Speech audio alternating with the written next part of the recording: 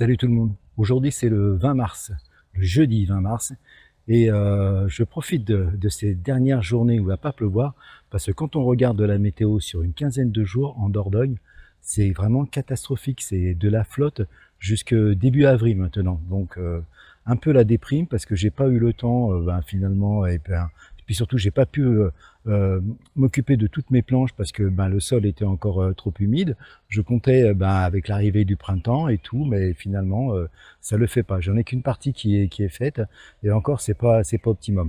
Bon, ceci dit, là ce que je suis en train de faire, c'est que je suis en train de faire une opération donc de rempotage.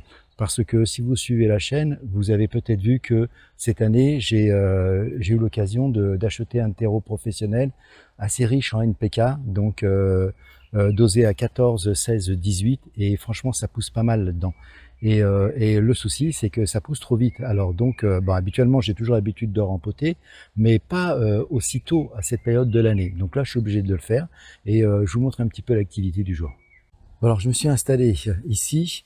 Donc, ceux qui suivent la chaîne connaissent donc mon petit système, hein. Tous les ans, je monopolise ma remorque pour la transformer en serre mobile, ce qui me permet donc d'acclimater parfaitement les plants, parce que quand il y a trop de soleil, hop, je file, et sous le parasol là-bas, c'est nickel. Les plants sont à l'ombre pour l'acclimatation, c'est vraiment topissime. Donc c'est largement suffisant pour ce que je fais. Alors pour ceux qui connaissent pas, il y a 3 tapis chauffants. Donc chaque tapis chauffant fait 100 watts. Tout ça est relié à un thermostat que l'on voit donc ici. La nuit, quand il fait très froid, même pas, quand il fait très froid tout le temps, je couvre pour faire des économies d'énergie, pour éviter que les tapis chauffants chauffent de trop. Donc je couvre d'un P30 et donc d'une couverture de survie. Là par contre, quand il fait vraiment froid, je couvre avec la couverture de survie. Donc là, avec ça, normalement, j'arrive à maintenir entre 10 et 15 degrés la nuit, même quand ça gèle, quand ça descend en dessous des -3, -5 degrés. Donc ici, j'ai de la terre de jardin, donc que j'ai tamisé avec le tamis vert. Là, j'ai le terreau qui est assez riche.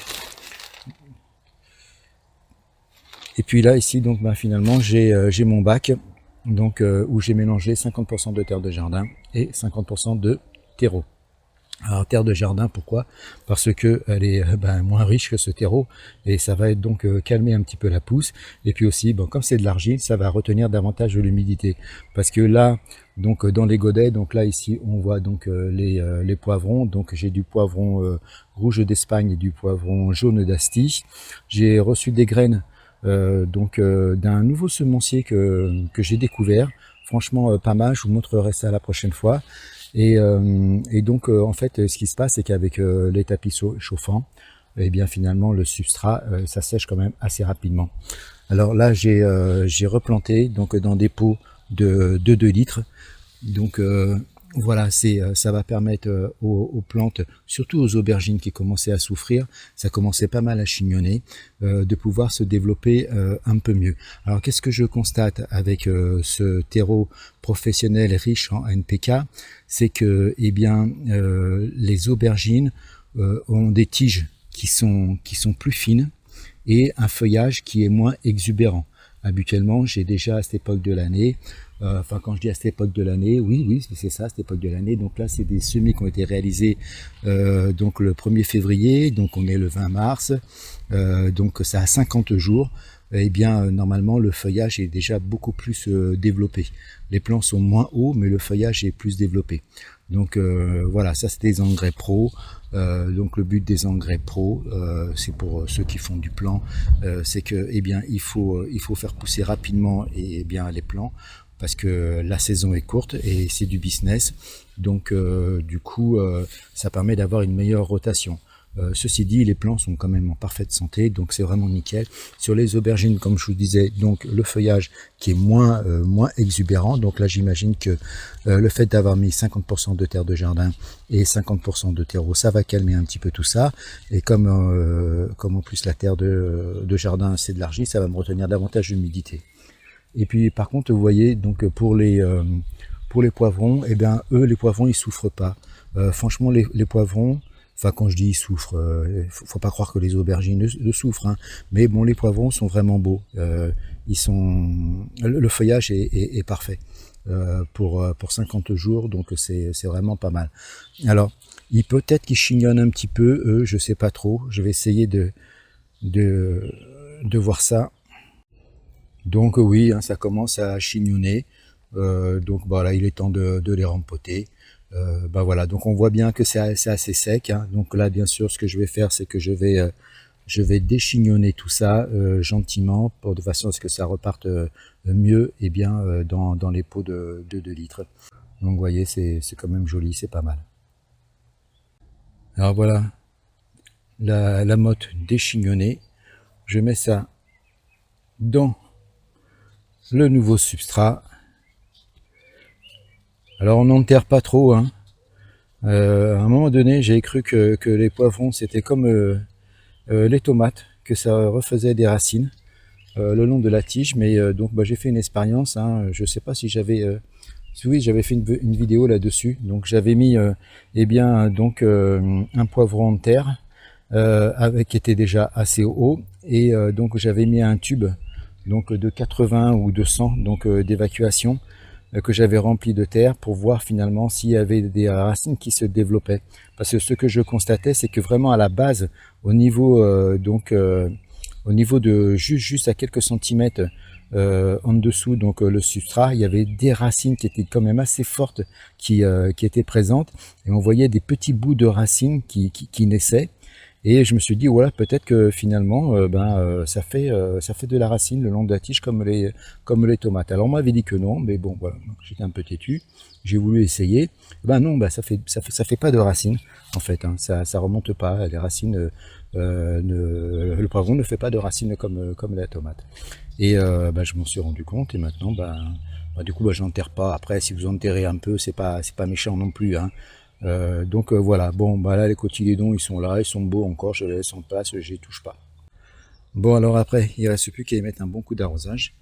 Donc là, j'ai fait ça au pulvérisateur parce que j'ai plus de bouteille de flotte, et du coup ça marche pas mal. De toute façon, j'arrose toujours à l'intérieur de la serre mobile au pulvérisateur, de sorte que je mette pas trop d'eau et que ça coule sur les tapis chauffants, parce que ça c'est pas non plus super recommandé.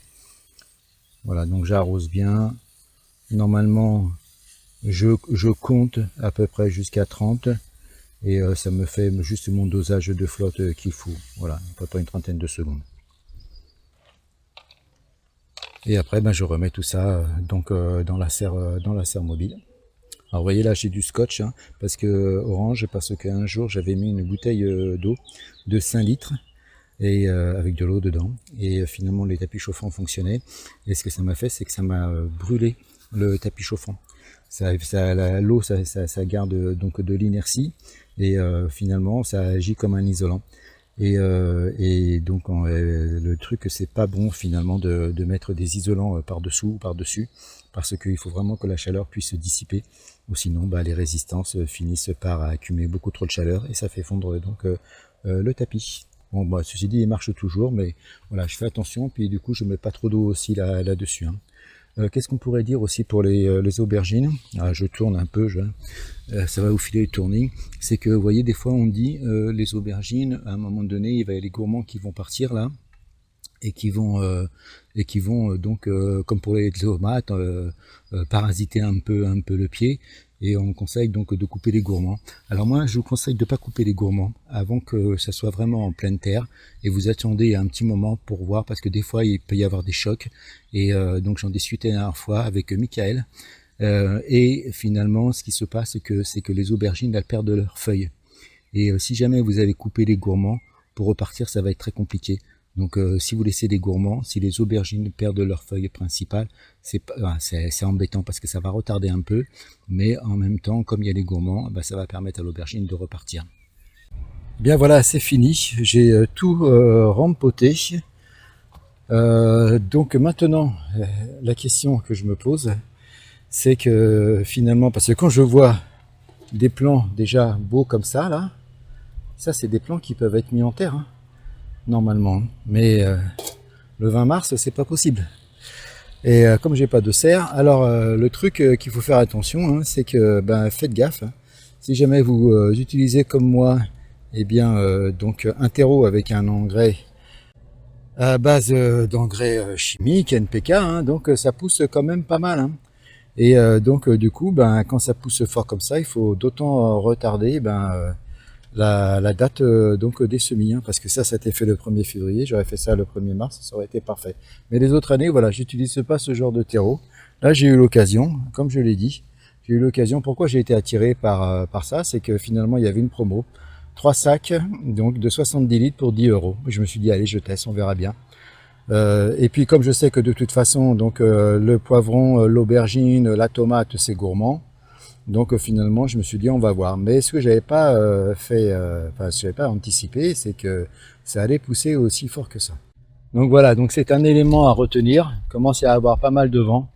Les températures baissent. Là, dans la petite serre, tout est ouvert, mais il fait 18,7. Mais comme il y a un vent, on a l'impression qu'il fait quand même beaucoup plus froid. Alors, qu'est-ce que je vais faire après par la suite? Je vais voir comment ça pousse. Hein. Si ça pousse toujours fort comme ça, à un moment donné, je vais être embêté. Il va falloir que je les mette peut-être en terre un petit peu plus tôt que d'habitude. Je vais voir. Peut-être que je partirai éventuellement sur une piste sur certains. J'avais fait des chaussettes des chaussettes. J'appelle ça des chaussettes, mais on peut appeler ça autrement pour des tomates. Donc, je sais pas si vous avez vu la vidéo. Hein, c'est du grillage.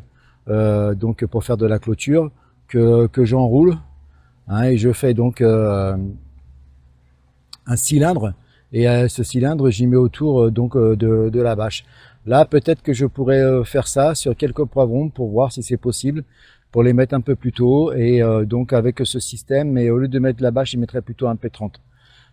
Parce que ça, je pense que le P30 ça permet de mieux tamponner le milieu que la bâche, et puis ça laisse davantage respirer, en tout cas, de toute façon. Et puis sur le dessus, une petite capuche avec de la bâche comme j'ai de la bâche que j'ai comme celle que j'ai pour les tunnels, les petits tunnels nantais, de sorte à ce que la pluie pénètre pas trop par le dessus, si jamais ça tombe trop fort.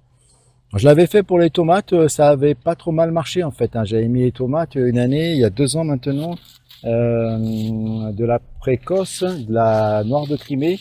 J'avais mis ça sous ces chaussettes là vers le 15 avril. Mais le problème, c'est qu'il y avait quand même des petites gelées, et ça avait tapé un petit peu sur la tête. Et ça avait eu du mal à repartir, mais finalement ça avait quand même donné. Ça n'avait pas empêché d'avoir des tomates assez tôt, malgré ce petit coup de froid qu'elles avaient eu sur la tête. Les noires de Crimée, elles sont embêtantes parce que chez moi, elles s'enroulent très rapidement. Donc elles doivent avoir un stress. Et peut-être que en fait finalement l'apport en NPK, c'est peut-être quelque chose qui va être intéressant de tester, dans le sens où je vais pouvoir, au moment de la plantation, remettre un petit peu de ce terreau mélangé avec la terre, et on verra bien si finalement parfois les maladies que j'ai et tout, si c'est pas aussi à cause tout simplement d'un manque de nutriments pour la plante. La plante a une forme de carence, et donc du coup elle est plus vulnérable. Alors on dit que trop d'engrais ça rend les plantes vulnérables, mais aussi pas assez d'engrais, ou pas assez d'amendements, pas assez de nutriments, ça peut aussi jouer. Bon voilà, écoutez, cette vidéo se termine, je vous dis salut, par avance merci pour vos commentaires, les petits likes, et puis surtout abonnez-vous, parce que je remarque une chose, hein, les gars, hein, et puis les filles aussi, hein, c'est qu'il y a beaucoup de gens qui regardent mes vidéos, mais la plupart sont pas abonnés. Donc allez, c'est super sympa de vous abonner. Vous savez, pour YouTube, c'est quand il y a un abonnement, ça veut dire que le contenu il est intéressant. Et pour les petites chaînes comme moi, voilà, ça fait toujours plaisir. Salut, à une prochaine. Vous avez vu ça, c'est des mains noires de jardinier. Vous n'en voyez pas beaucoup comme ça dans les vidéos. Allez, ciao, bye.